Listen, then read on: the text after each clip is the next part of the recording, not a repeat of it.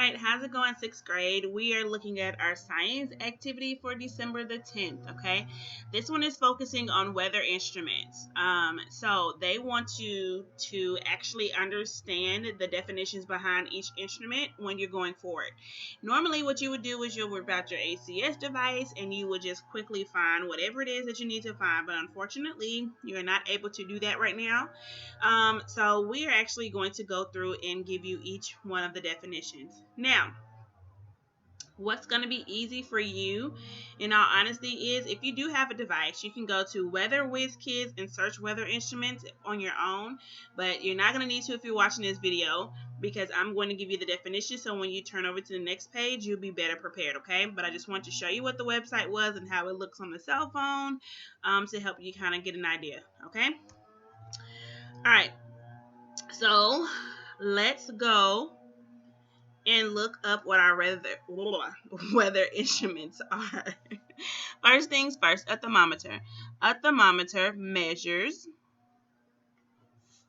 the air temperature.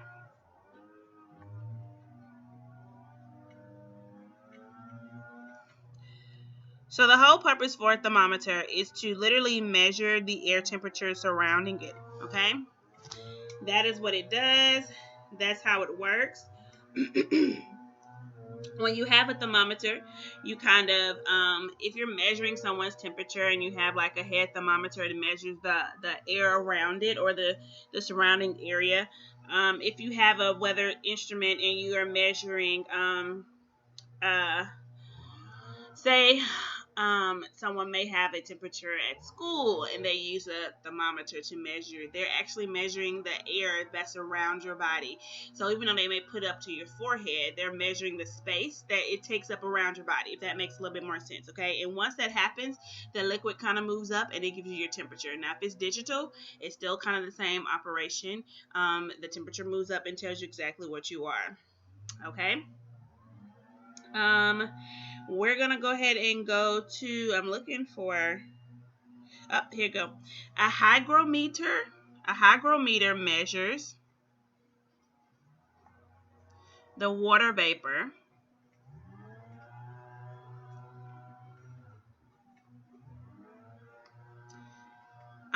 content or the humidity. And if you hear like some, sounds like grass things, that people are actually working outside, so please kind of go past that.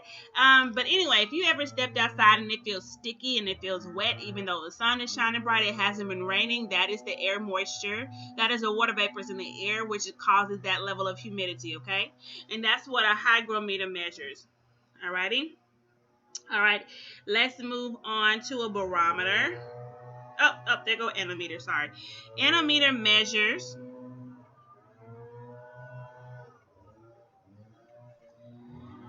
wind speed. So the purpose of an anemometer is to measure how fast the wind is going, okay? Normally anemometers have cups and they catch the wind and it turns it. And so as it's turning it, it's picking up, if the wind is blowing harder, then it's going to turn faster than if the wind is blowing softer, okay? Now let's move on to barometer. All right, barometer measures, I'm going to slide up, sorry guys. Barometer measures air pressure. Okay, so it measures air pressure. It tells you if the pressure is rising or falling. If the barometer is rising, then you're going to have sunny and dry conditions. If it's falling, that means that you're going to have like stormy, wet conditions. So if it's higher, rising up higher, that means you're going to have a beautiful day. If the air pressure is falling, that generally means that your day is not going to be so beautiful. You probably need to grab your jacket and all that great stuff to keep you from getting wet. Okay? Alrighty, moving on to a wind vane. A wind vane determines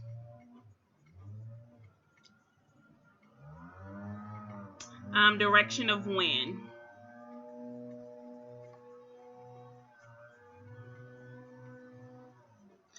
So wind vane determines which way the wind is blowing, okay?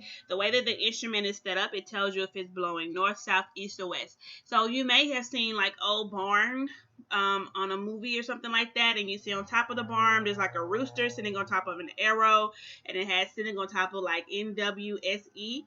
And so the rooster moves as the wind is blowing, and it stays in a direction, and it points to whether it's going north, east, south, or west, okay? So it tells you the direction of the wind. And lastly, but not least, is my rain gauge. That one's kind of pretty self-explanatory, but a rain gauge measures falling rain.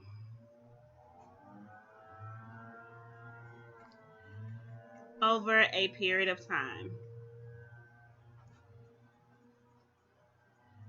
So what that means is that if I have a rain gauge, then I am measuring how much rain has fallen over time. So I may put like a cup outside, and it has like a measuring tool on there, and as it rains, it collects that rain, and it tells me how much rain has fallen over, say, a week's time, okay? And that's what a rain gauge is. Now, this is going to help you with the other side of your assignment. The other side of your assignment tells you to match your weather instruments.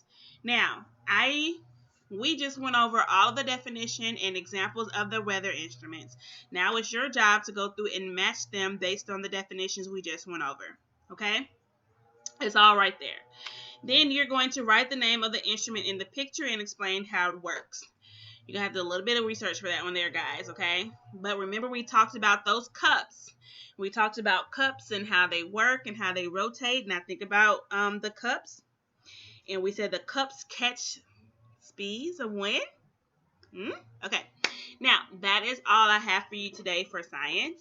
If you have any questions, don't hesitate to call Mrs. Heard-Hixon or text me 256-513-8064 or shoot me an email. This is just my temporary email, but it's rheardhixon.rhes.hva@gmail.com. All right, guys, that is all. Bye.